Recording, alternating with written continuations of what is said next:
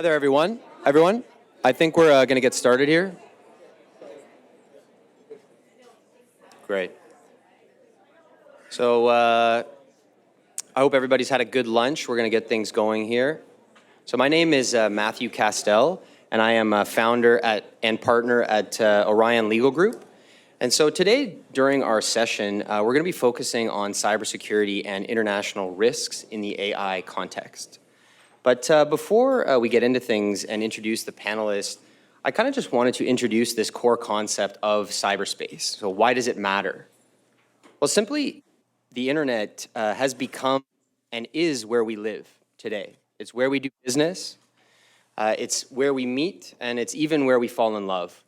And so it's really become the central platform for business, culture, and personal relationships.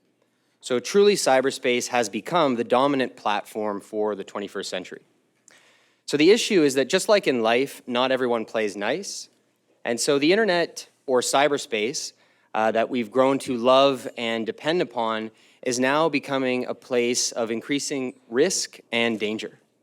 It's loosely governed, and as such, cyberspace, cyber governance, cyber strategy are all crucial components of every nation and every business's prosperity efforts.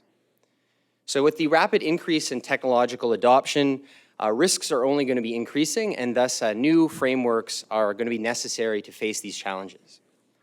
So given that this conference is on AI, we hope to explore how the concept of AI and data can be applied in the cybersecurity context. So speaking today on this panel, we've got three very exciting speakers. So we have first Roy Kedar, former Israeli NSC legal advisor to the Prime Minister's office. Roy is also an entrepreneur and professor touching on emerging technologies and counterterrorism. We have Anne Kavukian, distinguished expert in residence at the Privacy Center by Design for Excellence at Ryerson University. Anne is recognized as one of the world's leading privacy experts. She's also served an unprecedented 3 terms as the Information and Privacy Commissioner of Ontario, Canada.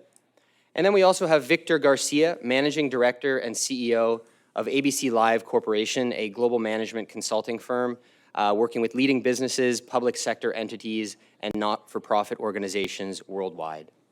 So to kick things off here, I wanted to sort of set the stage. We talked about cyberspace, we talked about data a little bit to preface the conversation, but I wanted to turn things over to Anne for a quick chat on data frameworks, and then we'll sort of really dive deeply into the cybersecurity matters.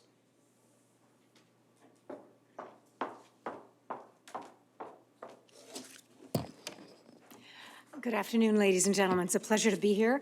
And I must apologize because I'm going to go very quickly. I have 15 minutes. I thought I had half an hour to begin with, so I prepared way too much. So I'm going to go through the slides.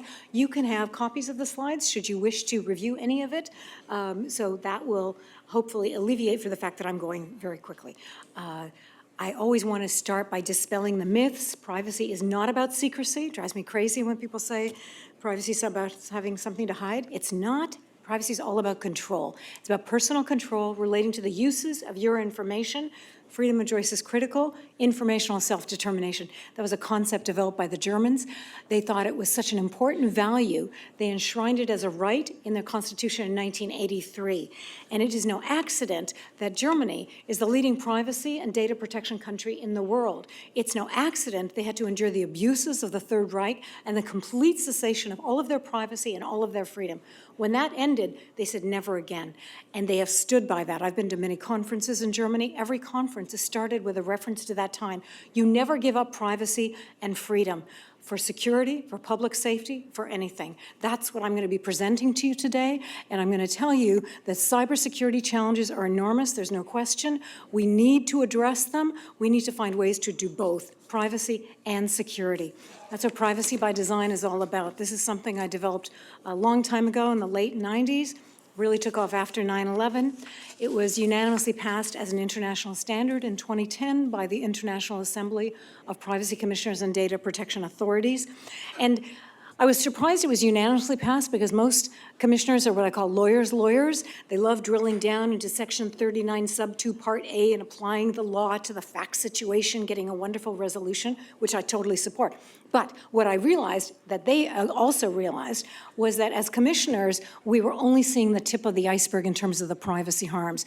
In this day and age of ubiquitous computing, massive online connectivity, social media abounding, most of the privacy harms were evading our detection, and that was the problem. We needed a model of prevention at the front end that was proactive, that could ideally minimize the likelihood of the harms developing, the data breaches, et cetera.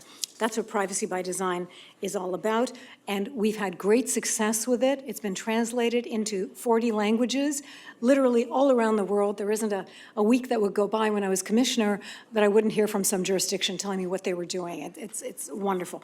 And just for your information, how do I go back? Can I go back? Yes, okay. The two essentials of Privacy by Design: proactive, embedded in design, and abandoning zero-sum models. The zero-sum means you can only have a gain in one area, security, always to the detriment of another area, privacy, so that the two total to a sum of zero. That is so yesterday and so dated a model. What you need to do is get rid of the versus, not privacy versus security, privacy and security, privacy and data analytics. I have talked to a gazillion engineers, data scientists, tech people, and they have told me, and I love it, Bruce Schneier said, are you kidding? These are unnecessary trade-offs that they're talking about. They don't know the tech. You can do both. You have to do both. It's not an either-or proposition. They're false dichotomies. That's the one message I'd like you to take away, that we have to do both. You do not give up privacy, which forms the foundation of our freedom and liberty. You don't give that up for security. You find ways to do both. And just in case you're wondering, can we do both? We absolutely can. I don't have time to go through the 7 foundational principles of Privacy by Design with you, but if you have any interest, please email me afterwards and I'd be happy to connect with you.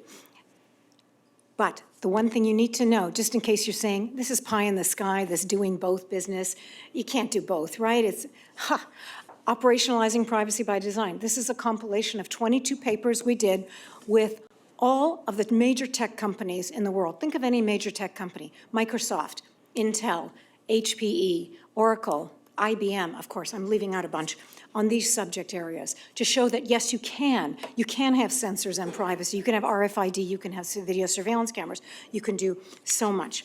But I'm gonna go very quickly and just, Japan was an early adopter of Privacy by Design, so exciting. I figured if they could grasp the language of abandon zero-sum in favor of positive win-win sum operations, if they could get it, surely the rest of us can figure this out. GDPR is coming. It will be here in May, the General Data Protection Regulation, the new law, overarching law in the European Union, comes into effect in May. We'll be replacing all of the 28 privacy laws of the 28 member countries with this. And it's amazing because also for the first time, Privacy by Design is actually included in the GDPR. Data protection by design, privacy as the default. This is going to be such a game changer, ladies and gentlemen, and it doesn't just apply to the EU. The US is so excited. Well, they're not excited, they're worried. They want to do business. They're hoping that the EU-US Privacy Shield will do the trick because, as you know, the Safe Harbor Agreement was invalidated 2 years ago. This is going to be a huge game changer. No longer will people be required to search through the terms of service and all the legalese in the privacy policy to find the opt-out box that says only use my information for the primary purpose intended. They're not going to have to do that. Privacy as the default is the exact opposite. You may only use my information for the primary purpose intended. That's why I gave it to you. And if you want to use it for a secondary use, be my guest. Come and ask me for my positive consent. Flip it on its head. This is going to be huge. And if you think that the regulators in the EU are going to be gentle in their administration of this, think again. I've been talking to them, and they've had 5 years. They say, look, are you kidding me? Companies have had 5 years to prepare for this. We're not going to be gentle. And what is the price of penalties if you're found not to be compliant with this? 4% of global revenues. That's what they can do. They can charge you 4% of your, think of Google or Facebook or 4% of global revenue. Are you kidding? That's huge. People are beginning to listen. So this is the time to prepare for it. And I'm going to go really quickly. Apologies.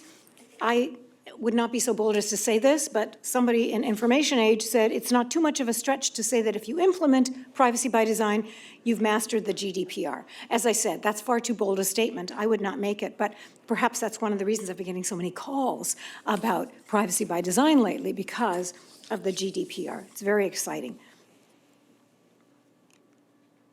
And just so you know, our wonderful privacy commissioner of Canada, Dania Terrien, last year went to the government and said, we need to update our privacy laws, PIPEDA, that was developed in the early 2000s. We need to embed privacy by design in it and bring it up to speed. So Commissioner Terrien is certainly out there doing his job in an excellent way. Let's talk about AI. A lot of questions have been asked about AI, as you know. Can we accept it at face value? Maybe we have to look under the hood and see what's going on, which is probably a very good idea. How can we be confident in AI? A lot of people talking about the unfairness of the algorithms. How are we going to know what they're doing?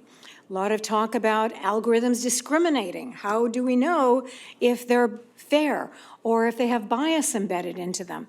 How can we know these things? These are questions that are being asked, for example, by the Global Commission on Internet Governance. And I quote, algorithms are not necessarily neutral. Of course. I mean, they're developed by humans. Humans tend to have biases. They incorporate built-in values and serve business models that can lead to unintended biases, discrimination, or economic harm. This is the direction things are taking. And don't get me wrong, I'm a huge fan of AI because it's going to lead to discoveries we can't even imagine. So this is something to be embraced and have privacy embedded into its design.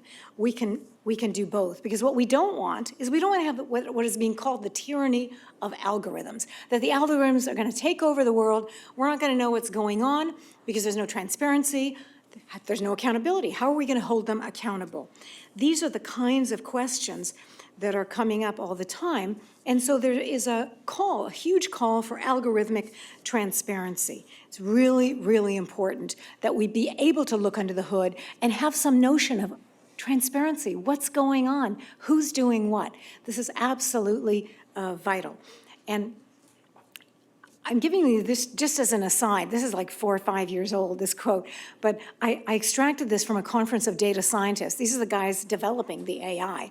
And they said 88% of them, the majority, said that they were really worried, and consumers should worry about the privacy issues associated with big data, specifically predicated on the use of machine learning algorithms, which is like AI.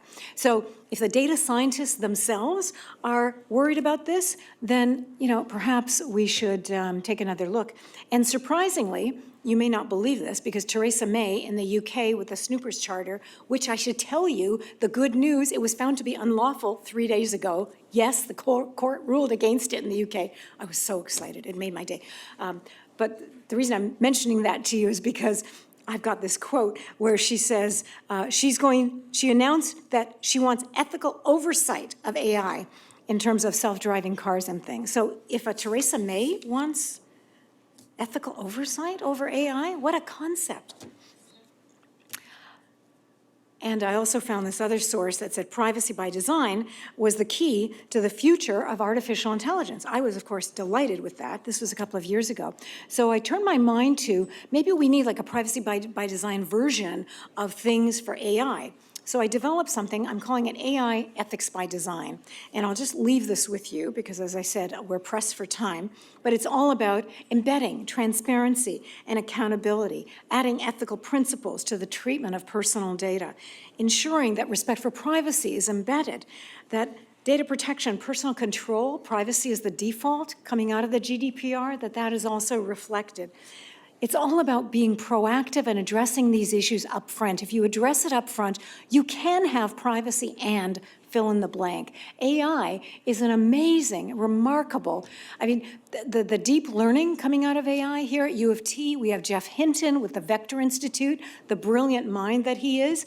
He understands the need for privacy. Don't think of it as an either-or proposition. That's what we have to dispel. And I'm going to end by just telling you about one other initiative that I've started, and then I'm going to turn it over. Privacy by Design is in the GDPR, In this article, there's a reference to a new international council I've just formed on global privacy and security by design, all about how you have to have both, how we have to get rid of zero-sum. And I just want to tell you the amazing board that I have. These are people, Darren Entwistle is the CEO of TELUS, one of our major telcos. Michael Chertoff, you may have heard of him. He was the second Secretary of Homeland Security. He jumped when I asked him if he would kindly join this. He said, Anne, of course, we have to have privacy and security. You can't have one versus the other. This is someone who is the head of Homeland Security in the US. Jill de Kerchhoff, he's the Director of Counterterrorism in the EU. You would think these guys would not be wanting to be on my board with privacy and security. He said, of course you have to have privacy and security. It's not one versus the other. What a ridiculous proposition. Greg Wolfund, CEO of SecureKey. Joseph Simichian, Supervisor of Santa Clara County in California, 25 million people. He headed their Privacy Senate Committee. I'm just showing this to you to show that, yes, you can have both. You must have both. Privacy, freedom is too great a price to give up for security and public safety. You don't want to give up anything. You do both. So if you have any interest, take a look at the website, gpsbydesign.org. We'd love to have you involved. And I'm going to end it, ladies and gentlemen, and thank you very much for your time.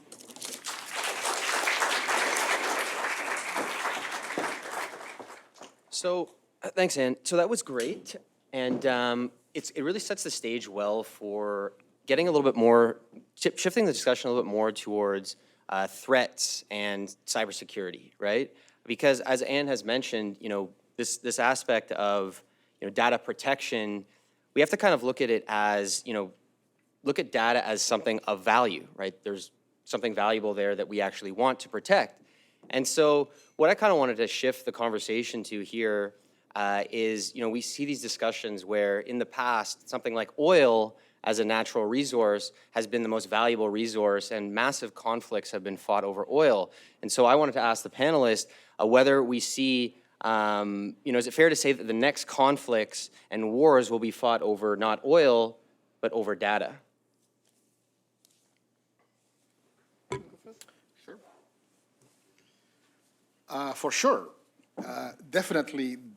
We see the importance of data. We need the amount of data we are producing, consuming. We understand the fact that we need more data.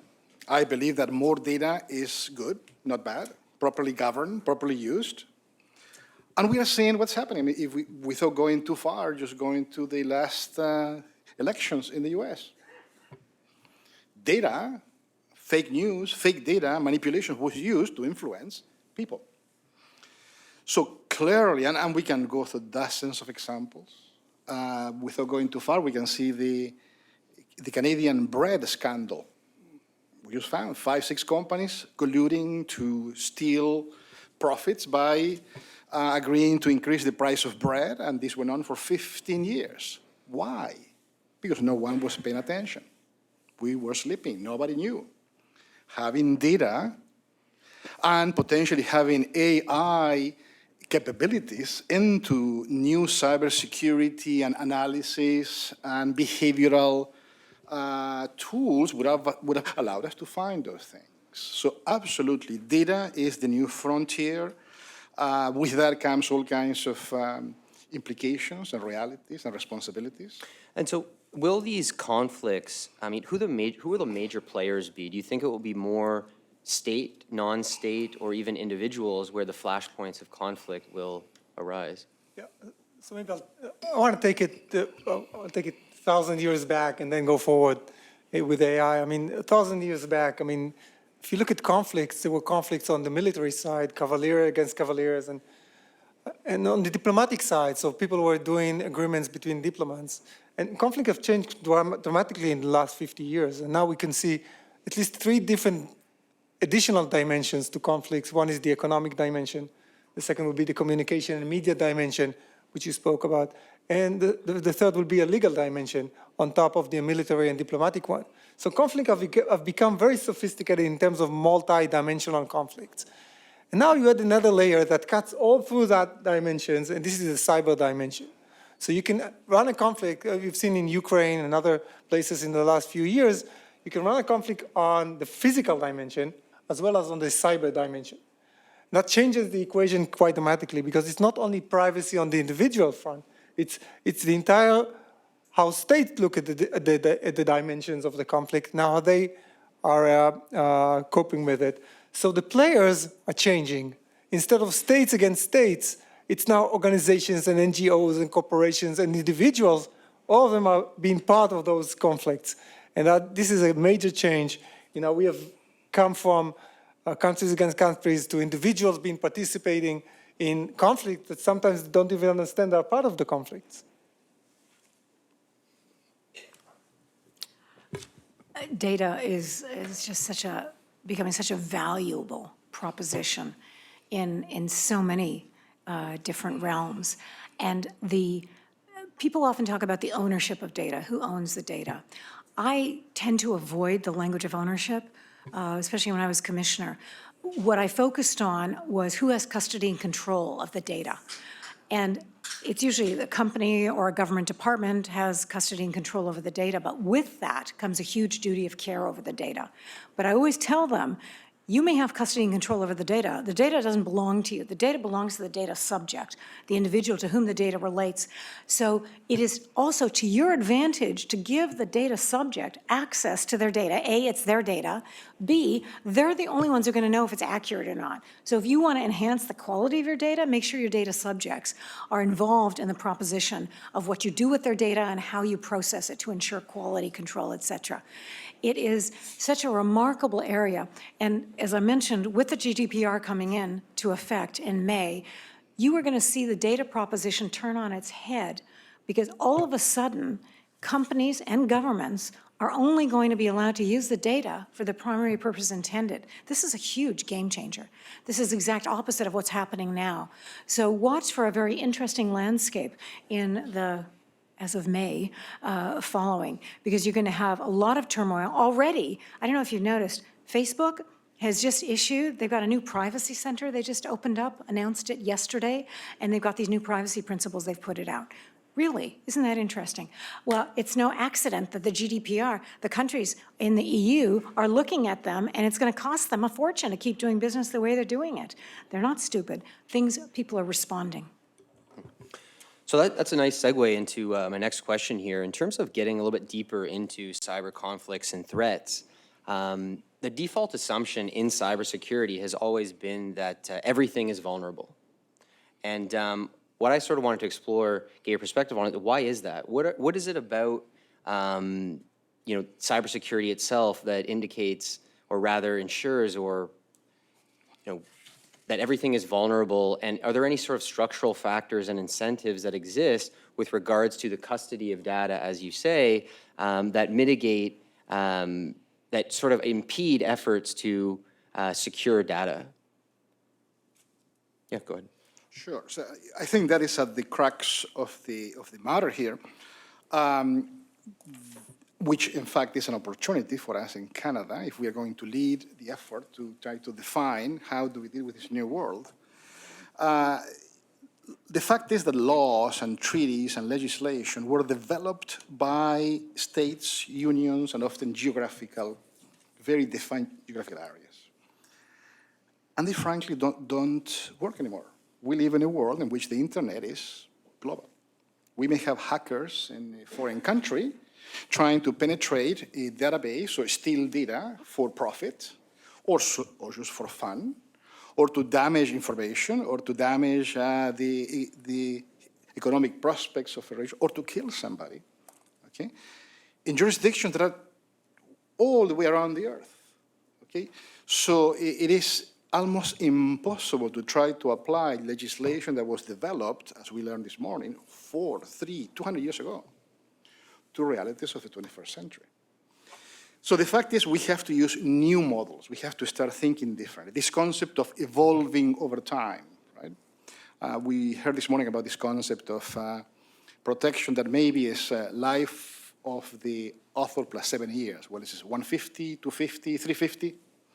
No, we have to change it. We need a new way of dealing with that reality that allows us to live in this new world, okay, where data is an asset. People are going to steal data. Data is going to be used against us. In some cases, we may be able to protect it and protect our privacy. In some cases, we may not. We just need to face up to the reality that we have to radically change the way we deal with it. I would so like pick up on the last point. I think cyber in many ways and cybersecurity in many ways, and by the way, in another sort of way, AI, this is like a segue that combines, there's a big issue of attribution. And this is what we see so many, the vulnerability is so big because it's really hard to attribute a certain attack to a certain individual organization. It's technically hard. It's hard because of jurisdiction, international corporations, because of a lot of issues that are not as the same as criminals. You can arrest someone as a criminal on the street. There's no police over the internet in those kind of ways. It's different. It's really harder to do so. And by the way, AI is basically the same. Attribution, as we heard in the last couple of days, is really hard when you have AI operating, who's responsible, who's liable, who's accountable for what the AI has done. It reminds me, by the way, of a piece in the paper I've read about a year ago about a chatbot that bought drugs over the internet. And there was a question whether the owner of that bot was conducting an illegal activity of buying drugs, but that was not how the bot was programmed. The bot was actually tried to do so. So it's really, attribution is a major issue in terms of cybersecurity as well as in terms of artificial intelligence. And this is why it's so, the conception is everything is vulnerable because you can't really trace it back to the perpetrator of the actions. In terms of the value of data, the harm that can arise out of data, I mean, it's just off the scale. Last year was called the year of the data breach. I mean, there's just massive number of data breaches. And what it speaks to, in terms of what companies should be doing, there are some obvious things companies can be doing. First of all, the majority of the data breaches were all because of poor inside management. It's not even inside jobs in terms of rogue employees. It's just poorly secured data, poorly handled data, readily accessible to the bad guys. You have to have the walls up in terms of security. It is just staggering to me how companies, the size of, I mean, Equifax, I'm sure you all heard about the Equifax breach last year, unbelievable that they wouldn't immediately put the walls up when they were advised of a security weakness. And, you know, 100 stories like that. So increasingly, companies are understanding that data, while it has enormous value, it also has enormous risk. So A, if you no longer need the data, get rid of it. The notion of having data just because it might be valuable in the future is actually changing because of the enormous harm, the potential harm that may be associated with it in the event of a data breach or a data risk. Alternatively, you can encrypt data at rest. So you can strongly protect that data so that it will be resistant to cybersecurity attacks or just poor management on the part of your staff. You can do these measures. When you have personally identifiable data, that is the biggest risk, obviously, in terms of privacy, but also to you, because if there is a data breach, they're no longer lawsuits, they're class action lawsuits that are being brought against companies. Equifax, obviously, all 50 states have class action lawsuits already initiated against them. And that's across the board. That's the pattern that's happening. So the cost to you is enormous. And you don't need to bear that cost if you are proactive in terms of the kind of privacy protective security measures you invoke. And this isn't rocket science. You know, this is stuff you should be doing anyway. But it's proper management, proper security, proper privacy, all embedded. So that's interesting. I wanted to pick up on something that Mr. Garcia mentioned where he said that all brand new frameworks are needed, right? And in this discussion with regards to why is there this default, everything is vulnerable, one thing that I've noticed in my practice is that a lot of businesses who hold access to data and who develop software products using people's data, the incentives for them to go the extra mile to protect that data are incredibly low. Meaning that the incentives, you know, I deal with software companies who, I mean, the idea is to make money, number one, that's the incentive, right? And to ship product as fast as possible. And so what I'm noticing as well is that if you're talking about incentives that computer firms and controllers of data have, the incentives mitigate in favor of vulnerability, meaning we're shipping software and we're shipping code quickly. And if you actually look at the legal frameworks around liability for vulnerabilities, they're very low, right? I mean, if you actually look at the jurisprudence around liability with regards to terms and conditions and whatnot, it's actually quite lax. And so there's really a lack of legal recourse for consumers, and therefore, I think that just that structural factor in terms of incentives for big business, or not even big business, even startups, who are in control of people's data, if you're actually really concerned about improving vulnerabilities, then you've got to look at maybe rethinking the liability frameworks that exist with regards to the businesses that control data. So it's something that I've noticed. And another thing I've noticed with regards to this as well, maybe we can comment on that actually in terms of Totally. changing the legal framework surrounding liability and how that mitigates in favor of vulnerability. And we as humans have a bad history learning from previous mistakes, right? And I mean, when we analyze the data, I mean, the effect of the failure was astronomical, the amount of money lost. If we add that to the Yahoo problem, to the Volkswagen problem, to the bread scandal, I mean, the amount of money adds to the trillions, okay? Yet, we are not investing a few hundred millions to fix it, okay?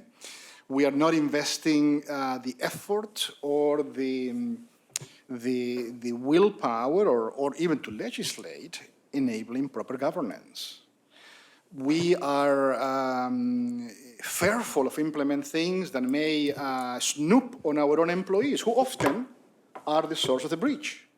The majority of breaches today happen by insiders, you see? So clearly this points to some major changes we need to make as a society, as business. We have to understand what is motivating this. I mean, we know that capitalism is driving data and AI and all of these changes. The need to reduce costs, to improve efficiency. We talk about the value of data, but are we investing enough to protect it? I mean, what do we protect more, a tank full of gas or a database, right? So I think it takes a bit of education, change, more discussion, and frankly, that is potentially the role of the role of the government to provide some direction here. Say, wait a second, the game has to change. But would it be fair to say that the government has conflicting incentives as well, right? I mean, one thing that I notice is that there, at times, when you look at an organization like the NSA, let's say, right? At times, they, or even other regulatory bodies in the United States that monitor, data use and whatnot, sometimes they have an incentive to be incredibly, hard on companies that are not protecting data well, and other times they have incentives to not, because they want to snoop themselves, right? And so I think there's a really interesting tension there. Maybe we can comment on that in terms of how do we address, effectively, as a government, these conflicting incentives, which we can deny it as much as we want, but they do exist, right? And there's a real debate in this sort of area around how, from government's perspective, do you strike this balance between, sometimes we want to have access, and other times we want to, talk about privacy and implementing, new frameworks around data protection and imposing all these restrictions on business, but then we want in, right? So it's actually two different points, which I think combines together. So the first one would be, I at least expect my government not only to protect critical national infrastructure, which is the role of government, but also to protect, or to do its best to protect individuals' privacy and data in the cybersecurity space. Now, that's not been done, not in my government, not in any other government. It's really hard to protect any household in the cybersecurity. And that may be because of economic reasons and resources that can't be done overall, but there's a lot that can be done in the middle to increase protection. And one of this is actually creating the standards in which individual households and service providers should provide you to increase the protections in your house. Because now, anyone who invades my computer and there's a ransomware, pay me half a Bitcoin or 2 Bitcoin, because the Bitcoin has depreciated today. Nobody does anything. There's not going to be even a police investigation. And nobody is going to go after the perpetrator. So the idea is creating the kind of standard that I can feel much more safer over my data in my household. That's the one point. The second point would be, and so now I'll go the other way around. I was struck by the debate about 2 years ago, post the San Bernardino incident in the US, between the NSA, who actually wanted Apple to provide them some kind of a backdoor into one of the phones that was captured. And there was a big debate between Apple and the NSA. And there was a survey I read about a month afterwards, and the public opinion was completely for Apple and against the NSA. That's right. And I was struck, because Apple, that's a private business. Basically, it's a public company. It's owned by shareholders. Their aim is to make profits. The NSA, on the other hand, it's a government agency. Wait a second. With due respect. It's a government agency, which is...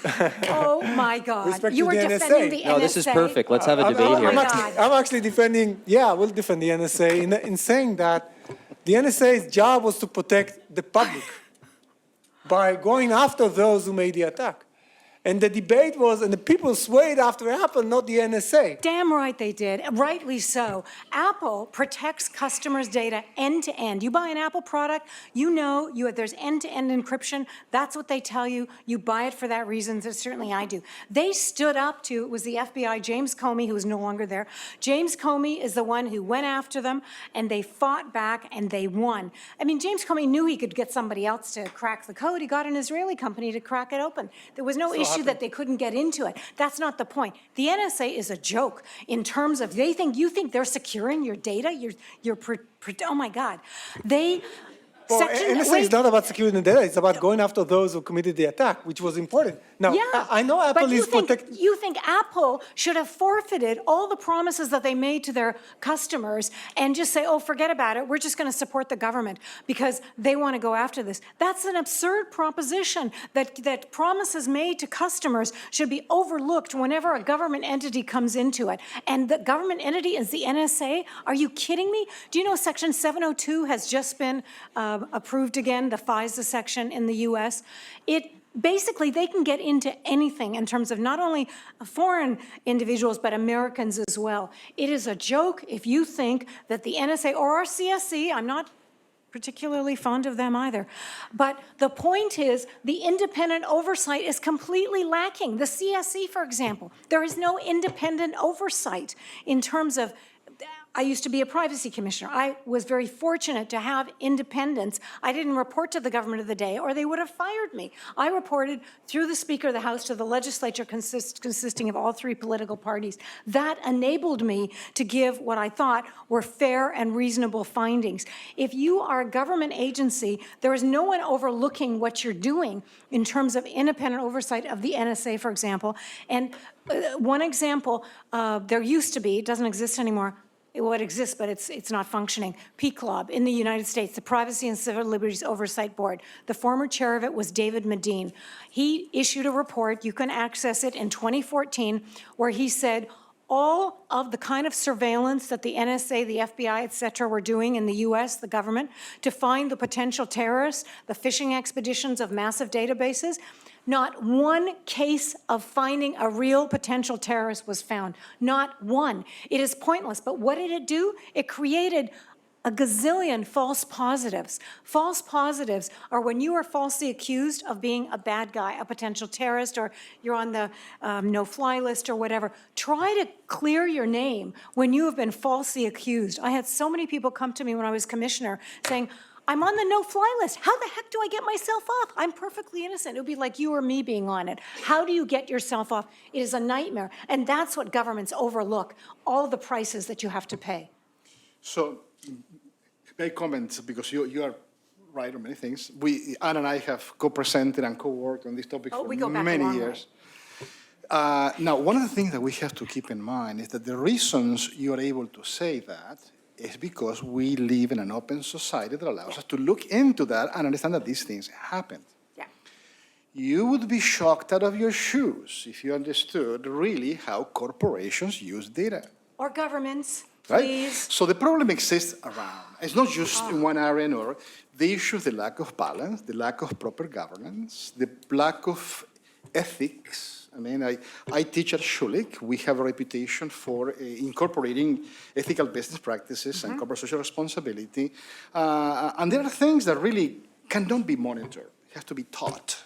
We have to act in a particular way, and that often fails. Okay? Now, does it fail all the time? No. Sometimes it works, sometimes it doesn't.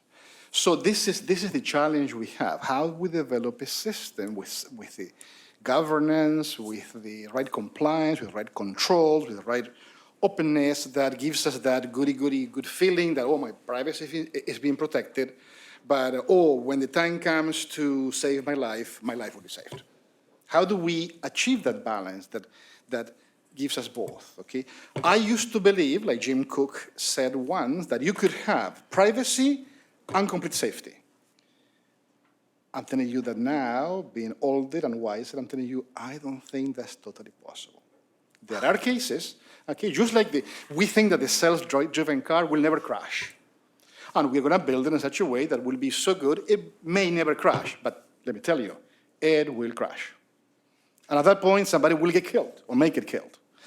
And the same thing happens with these issues involving security and privacy. There may be situations in which it would be impossible to achieve the levels that we would like to achieve. With due respect, and it's not that I totally disagree with you, but I often talk about the myth of zero risk. There's no such thing as zero risk. So I'm not expecting that we're going to have a 100% solution to this. No. But you can find privacy and security intertwined, and I can give you dozens of examples. It is absurd to think that it has to be one interest versus another, and we have to give up our freedom and our privacy for security.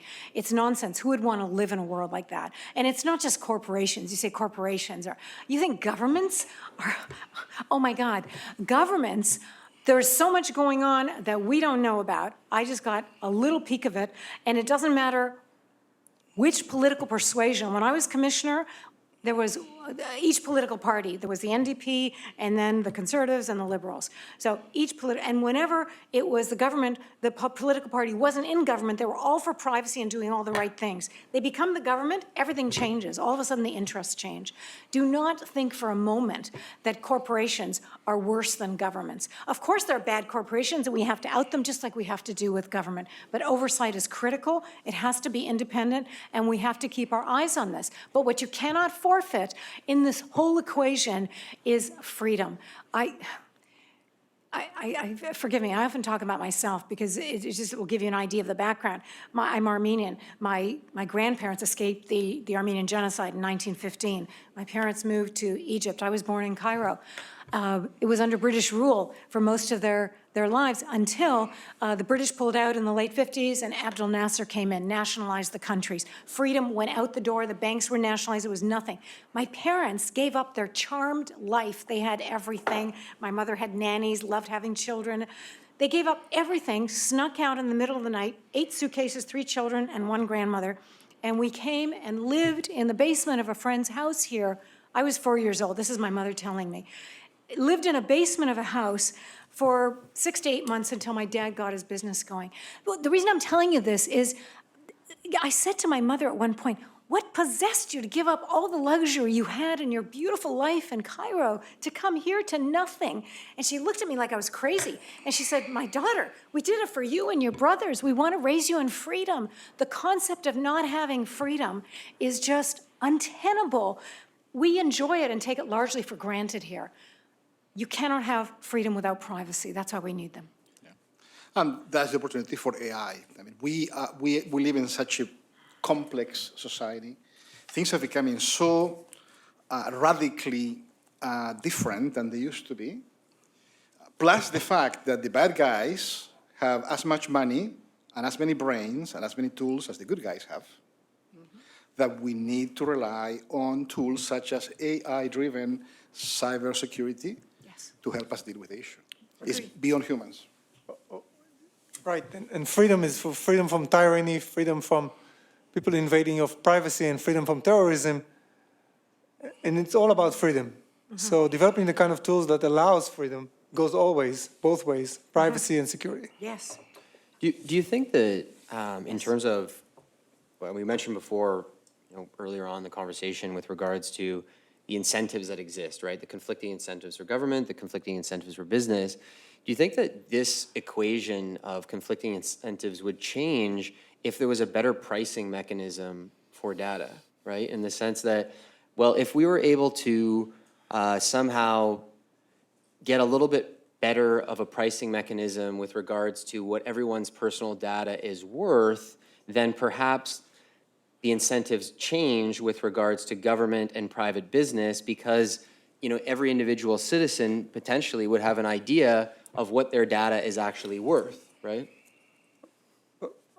So I'll take it from the individual part because I'm seeing it with my clients. A lot of the clients, I'll call it the millennials, just to distinguish between the millennials and baby boomers and others, would say, I would give up on a lot of my privacy and get information out as much as you want, even medical records, as long as at the end of the game I'll be rewarded. So it's the ROI kind of things. What do I get in return for giving my assets?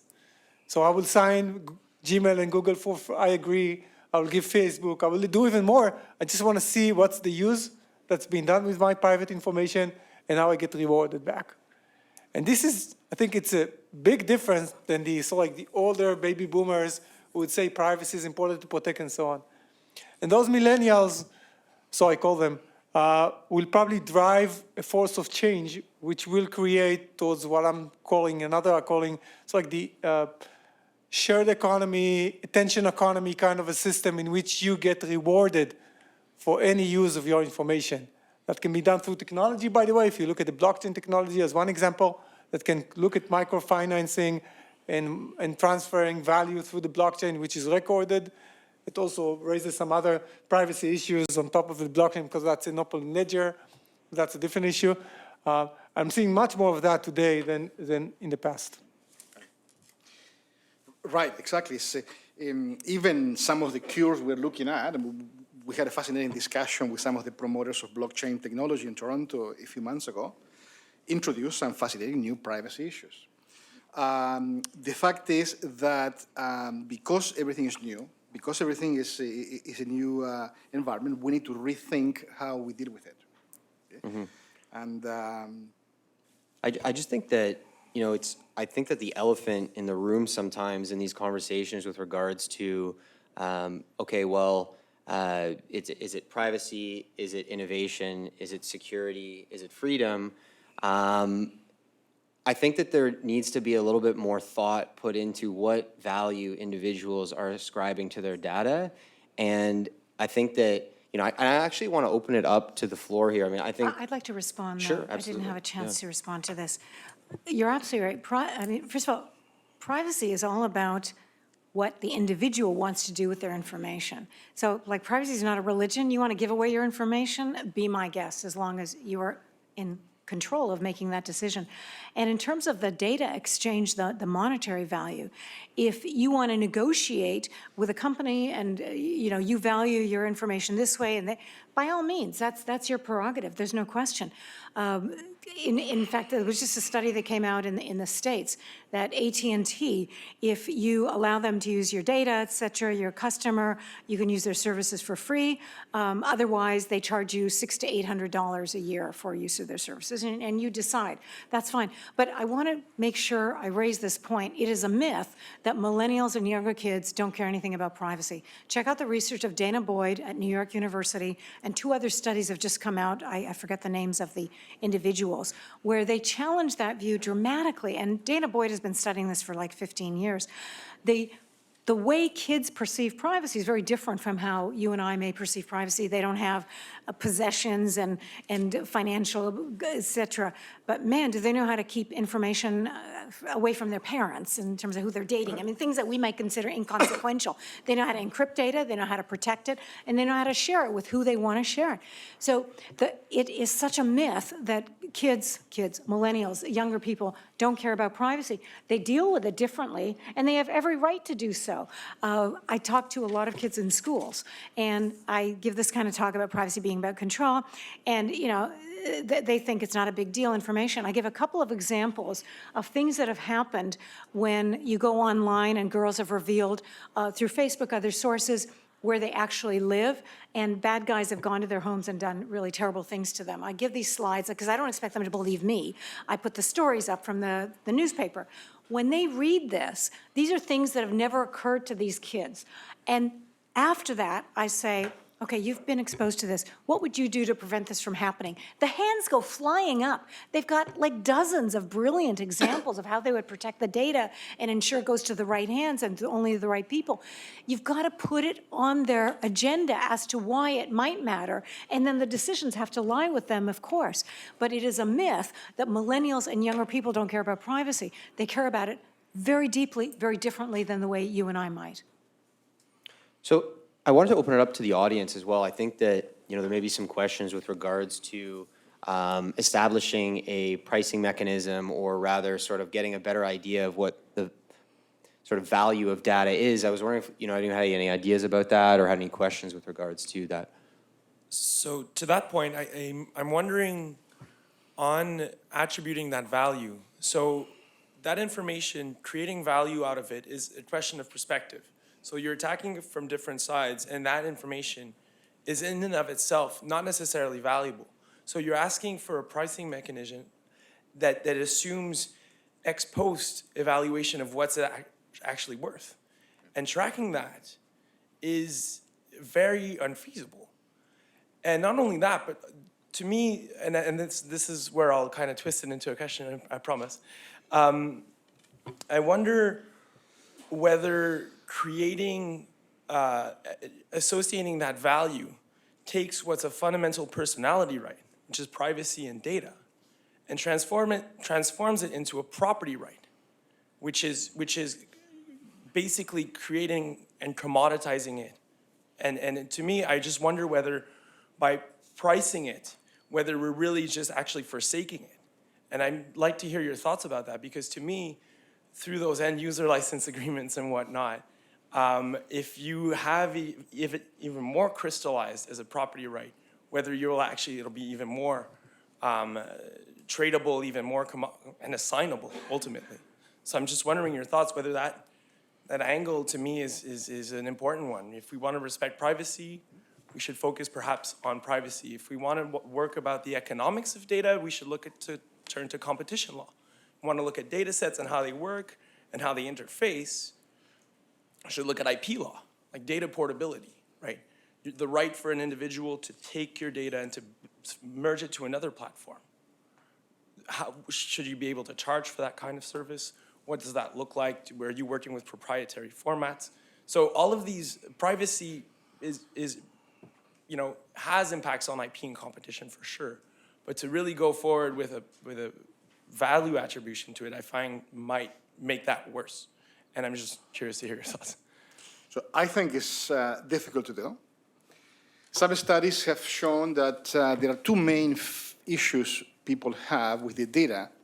One is the fear of harm that can result from disclosing private data, either financial or embarrassment or whatever. And second is the fear of missing out on the potential profit from that data. Those are two issues.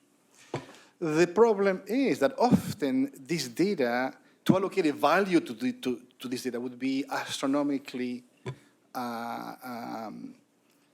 it would require a tremendous amount of work. I mean, take the amount of patient health data that today exists in the hands of practitioners, of doctors all over the world. Imagine being able to assess how people have responded to treatments and drugs and things, and based on that knowledge, effect a better use of healthcare. What if now we had to, on top of that, and that benefit that could occur, try to allocate a value to go back and pay every single, it's impossible. So I think we have to, again, that would a private company do that? Unlikely. That may be the role of a socially conscious government that says, look, that is how we're going to use that data for the betterment of healthcare or education, whatever. Today, we give data, we give privacy because we perceive some value, right? We sign into websites and we give our email address because we think that we're going to get something back that's good for us. And typically, that's enough. Okay? Then corporations can privatize the data, can take private information out, whatever, and they reuse the data many, many times and make profits with it. I personally think that if we develop a model where we want to pay back the originators of the data, it's almost like profit redistribution. It just doesn't work, in my mind. Of course not. Okay, so I think we have to find a different model where the benefit is not necessarily financial to the creator of the data. That's my view. Thank you. What also, just to connect with AI, individually, that one data piece has such an extremely low marginal value. Yeah. The economics of it, like, it just Depends what it is. Yeah, but it's behavioral economy. It's not the topic of discussion, but I mean, you go into the supermarket, you have to pay, 5 cents for a bag. It dramatically reduces the number of bags you buy, although it doesn't have a significant meaning on your sort of personal wealth. So it's behavioral economy in many ways, even though if you know that a corporation will have to pay you for your private information, that will either the corporation will think twice before they take and reuse your information, or you will think that will increase your thoughts of providing that information to the corporation that can make all these great uses that Victor has spoke about. Or so they would work harder to secure it, right? To secure the data. And secure the data. And this is, by the way, and this can be done through technology. One example is the blockchain technology that keeps the records of what's been done with the information. Increment. So I wanted to, I think that a bit of this is a framing exercise. And so some of the stuff you were talking about, and specifically what Anne was talking about with the NSA, you know, one of the thoughts that I have, and I come at this from, I'm run an artificial intelligence company, and I'm an industrial psychologist. So in that context, freedom isn't free. And you talk about it, and Anne was talking about the zero-sum game concept and things like that, but fundamentally, like if you look at what happened with the Patriot Act, 0.001% of the American population was killed on November 11th. And yet, 300 million suffered a breach of privacy.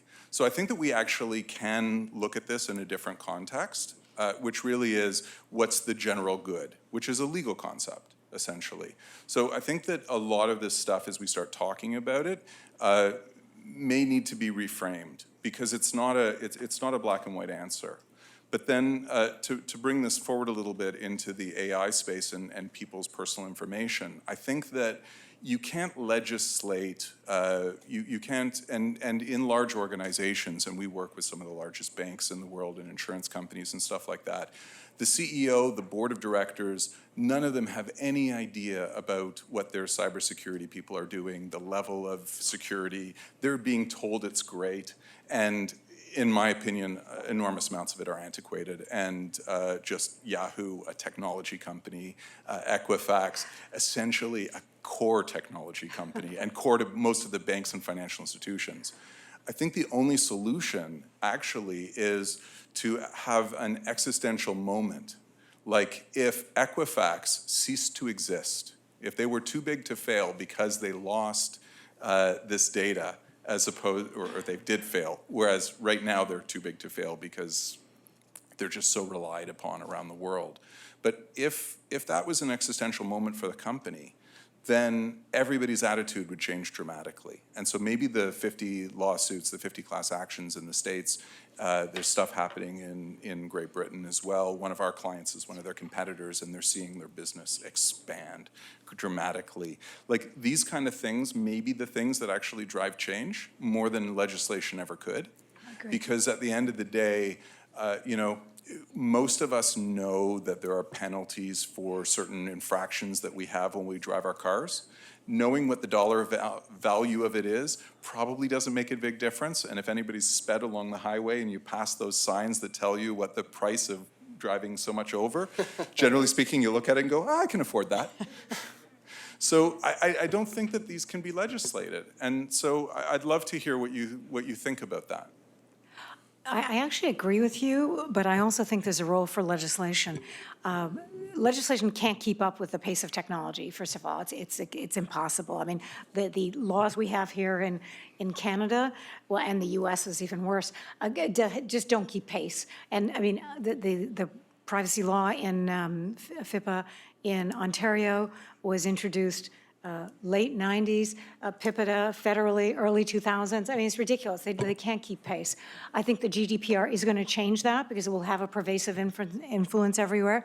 But there's no question you cannot rely on legislation alone. That will just catch the tail end of some of the really bad players. When I was commissioner, one of the papers we wrote was directed at boards of directors, and the title was simply, "What You Don't Know Can Hurt You." And I think it's really important to educate the senior executives and the people on boards to get in touch with what the heck's going on in their companies. You can't just have this aloof position at the top and accept that everything is fine. You've got to drill down. You have to actually go down, get rid of the silos, talk to people. So I think it's really important to have an awareness within companies and organizations that legislation does exist for the really bad things, of course, but worse than that can be the day-to-day activities that will drive your business down dramatically, your share price. You mentioned Equifax, of course, and it can have real, like, Target. There's no Target in Canada anymore.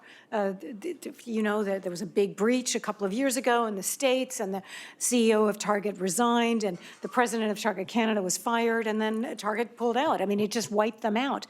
So I think there has to be an understanding of the consequences that can arise from these events, and hopefully that will translate into action. Just to echo on the last point is the bad news is for you, at least, is I'm seeing early signs of regulation that goes after the board of directors and CEOs, one of which was introduced about half a year ago in New York about cybersecurity regulation, and they actually there's a mandatory requirement for the board to approve the cybersecurity policy of the company. So the CEO has to be aware of what's being done. So that's an early sign of what's going to happen. And what's happening in the world is actually, you know, before you have regulation, there are class action lawsuits and there are tort liability issues, and this really changes the atmosphere. Also, insurances require there are more demands by insurance companies before they can actually provide insurance, and this is important, changes the industry. For certain level corporations, there is a requirement to be a certified director. And that's a formal training program with the certification. In fact, part of my firm deals with training board of directors on the implications of data, IoT, AI, because that's really where things start. The board of directors has to provide guidance to the C-level, who then implements the vision and strategy and operational execution. And that seldom happens. Okay, we typically, especially in this country, have board of directors who they don't bring much value than just to show up to approve certain things. So now that is a potential place for legislation, okay, to mandate that certain training or certain knowledge is shared with the directors, whether it's through a formal training program or a certification or a certain level that could help us. I really enjoyed the first comment regarding the monetarization of data, and I think it's very problematic, firstly on a socioeconomic level, because it raises questions about who can afford to protect their data and also introduces a new element of bias in that data and whether or not it can be used effectively, never mind corporations or organizations who can afford to purchase that data, for instance. But I do think it raises an interesting point and a very important point that ties back to Anne's comment about students who are when you present them with an example of how this data can be used and what it can mean for them, I think it really raises the importance of tangibility and visibility for people on an individual level. And I think one of the problems for civilians, for instance, is not recognizing where that data is being used and in what way. So I'd really like to ask for your opinions on ways that we can make that data and the application of that data tangible for people on an individual level without introducing an economic element in that.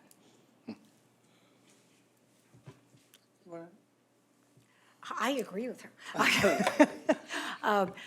I find the need for some really basic raising of awareness and training of both individuals in terms of just members of society and specifically organizations. I talk to a lot of businesses and government departments, and you would think that the government people would be more receptive to the messaging about the need to protect privacy and the importance of it. I find that actually businesses get it right away when I present it in the light of privacy breeds innovation. Privacy will give you a competitive advantage if you do it right. And they, all of a sudden, I've got their attention. It's finding the ways in which you can direct the message to the right group in terms of getting them to engage on the issues and get an understanding of the value of their information, the importance of protecting it, and how you can impart this knowledge. It's not that hard to do, but it just takes time and effort in terms of getting out there and connecting with the different groups and conveying the messaging. There is a big effort being done in the industry right now to understand the true monetization opportunities of data. How do we monetize data? How do we monetize AI? How do we monetize any emerging technology? And one of the ahas in this study shows that today, the majority of data users, or the people that have access to data, are data scientists, data analysts, and people in certain management positions that really don't have much influence with the company. So one of the benefits for companies that are implementing this properly is to make data available to people who actually touch customers or touch systems. Okay? And that is a requirement in terms of how do we manage, make data accessible, communicate, inform, storytell, et cetera, et cetera. So understanding what is the value and how do we use it to either make money or save the world is essential. Because that's essentially what this is for. It isn't a game, okay? Business is about making money, saving money, or implementing some good social programs, okay? And it's crucial that we understand why we do what we do. I don't disagree. Yay.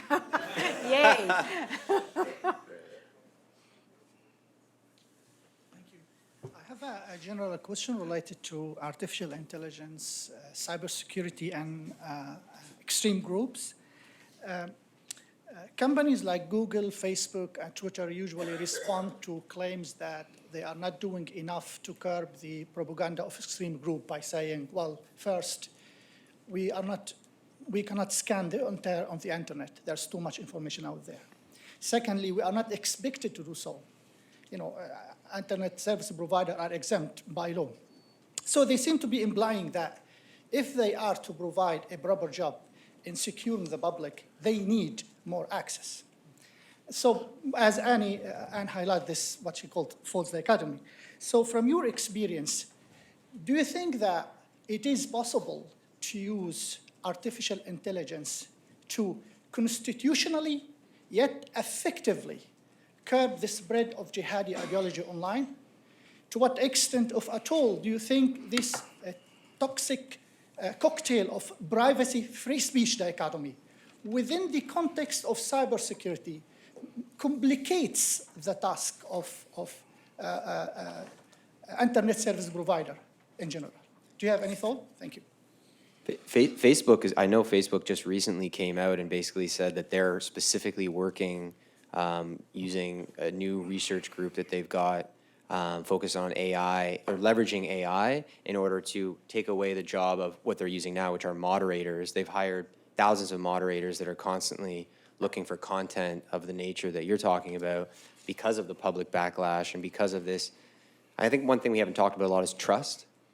Public trust is a huge thing that's really reshaping the relationship between big corporations, any corporations really, government and the populace. And so, you know, we're seeing that that concept of trust playing out where pressure is being put on these companies to moderate. And so moderators right now are being hired en masse, humans, but Facebook said that this is going to take us a year or two at minimum to come up with proper, like, leveraging of AI to take away what a human is doing now as a moderator.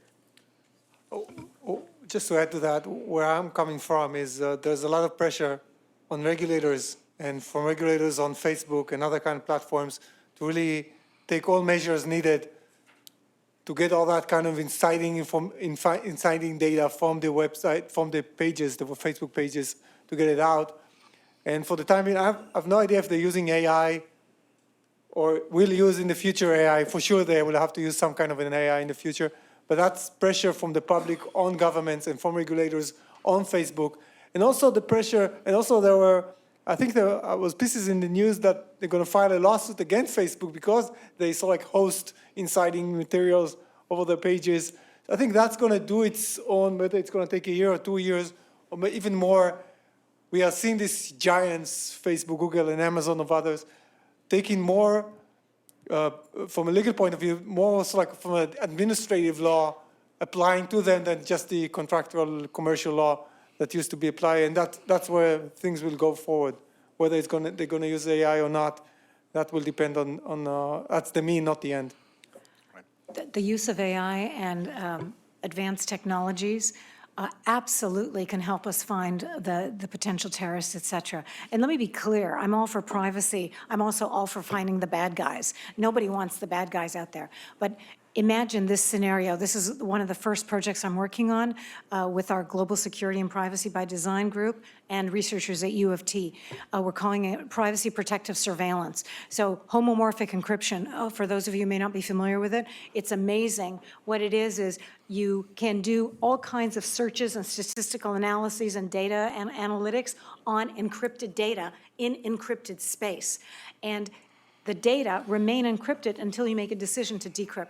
So imagine you have online a series, gazillions, hundreds, thousands of software agents that you scour the web, and they scour and they search for individuals who, for example, have bought large quantities of fertilizer and large quantities of ball bearings and the kinds of things that you would use to build bombs. You send out these software agents, they go searching for people, and they find, let's say, a handful of people, I don't know, whatever.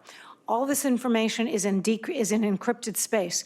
So then they do a probabilistic analysis on the data that they find, and they find that 3 of them, they spit out, they think there's the 90% odd that these people might be actual potential terrorists. What happens with that data? The data goes, that data could constitute probable cause in terms of law enforcement. So you've got probable cause now, you send that to a judge. A judge looks at it. If he or she decides it's worthy of probable cause, they issue a warrant that enables the data to be decrypted and the personal identifiers associated with those individuals to go to the police to go and do what they need to do. So there are models that we can engage in using AI and amazing technology to do the kind of law enforcement things that we legitimately need to do, but all in the context of a legal entity and like a probable cause. We have to have that. That is a very sound legal basis for the searches that we do, and combining that with encryption would allow us, for example, to do that. The amount of data we have to deal with today demands that we use tools such as AI-developed tools. So there are 2 main types of AI. Okay, there is AI where logic is developed by humans. Data is provided, either historical or real-time or through sensors or input. And then the thing makes decisions based on the logic or the logic altered by the data. The new type of cognitive or hard AI is not provided with logic, only data, inputs. The most important one being location data, and all kinds of inputs in a car from thousands of sensors, et cetera, et cetera. So the amount of data and the speed in which the data comes is impossible for humans or humanly created algorithms to analyze. We need advanced AI systems to make sense and do what they do best, which is analyze deviations, anomalies. This is what should happen. This is what is happening. What does that mean? And take actions on that. So the potential for AI to help us deal with this new world is huge. And the better input we can provide, the better output we'll get. We're going to have to wrap things up here. Unfortunately, we won't have any time for any more audience questions, and really appreciate everybody. These are great questions. I wanted to just end with one last quick thing that I thought would be kind of fun, which is if everybody could just maybe give as a last soundbite here, what sort of a wacky prediction that they may have about where this industry is going to look like, what this industry is going to look like in the next 5 years. What surprises do you think may be coming, in the next 5 years with regards to AI and cybersecurity? Okay, maybe. What do you think? I'll go first. I would say that AI is not the future. It's actually the present. It's happening now. It's happening everywhere. I see companies doing AI all day long. I think the future will be, and that's maybe the topic for the next year's conference, would be the convergence between technologies. And I'm specifically talking about AI, blockchain, quantum computing, and eventually the holy grail is human enhancement. I think that's what excites me looking in the future. And that's not going to be the far future. That's going to be the future of us and our kids. This is what my bold prediction that maybe not next year, maybe 2 years from now or 3 years from now, that's going to be the topic of the conference. So I have two concerns, and I'll tell you how out of these two concerns, there are potential good to come out. One of the concerns is that we are coming into this game late. We're late. We don't have enough people. We don't have enough money. So we have to catch up. It's imperative that we catch up. Legislation, government, support, education, all of that needs legal frameworks, IP protection, everything needs urgent work to prepare us. And I'm hoping that we will rise to the challenge. And I'm hoping that Canada will use its brand. I mean, we are known for certain things. We are known for inventing, for innovating, for applying social, responsible business practices, okay? And reinvent capitalism. As the book published by Schulich said, it is possible to reinvent capitalism, okay, and have good. So my hope is that we will be able to do that, and my hope is that as a result, we will be able to deal with some of the social issues that will come out of this, okay, because we will have them. People will be displaced. Some we may be able to retrain, some we may not. How are we going to pay for them? How are we going to deal with tax issues, immigration issues? So all of these challenges are an opportunity for us to jump into the ring and provide leadership. I don't know if you've been following AI in terms of the unbelievable successes coming out of the AI machines that beat the Go people and beat the, all these games and the chess masters. And it's remarkable. And what someone was pointing out to me is that the capacity of the AI to actually do the learning, not just they're set a gazillion things and they grasp it, but that they can actually apply that and learn and evolve. That is the phenomenal aspect of AI that will, in my view, exceed human intellect and capacity. So the challenge and the wonder is teaching AI the unique aspects of human nature in terms of things that are valued and how that can be reflected in the operations of the AI. When I look at the kind of deep learning that Jeff Hinton has developed, and you have to remember, Jeff Hinton at the Vector Institute at U of T, his stuff, like 20 years ago, was discounted. He was just cast aside as being, a nutcake. I mean, can you imagine? And I'm so proud of him now. I mean, he's like God in the AI world. What that says to me is never discount the possibility of anything. So I am the eternal optimist because, believe me, if you knew the number of times people tell me there's not going to be any privacy anymore, I would be a millionaire if I counted all those times. So what you have to do is think of how to get to the people who are the brilliant people doing all the coding and the work in AI and the deep learning, and get to them and say, how can we infuse the values of things like privacy and freedom into AI operations? How can that be reflected so that these entities can then learn that and incorporate that in terms of what's happening? I firmly believe we can do that, and I believe that we must do that. Thank you. Great. And I'll just pick my last prediction. My prediction would be similar to Anne. I think that contrary to a lot of these discussions are around like the fear of the sort of displacement that will occur and all the sort of negative impacts. Absolutely, but I also think, as an optimist, that this is going to be a great age to be a human. I think we're also going to be redefining what it is to be human, what intelligence is, and I think that it's a great opportunity for all of us to up our game in the face of what will be an exciting time of new intelligences. So with that, I appreciate the speakers for coming out today and for everybody else, and so thanks a lot.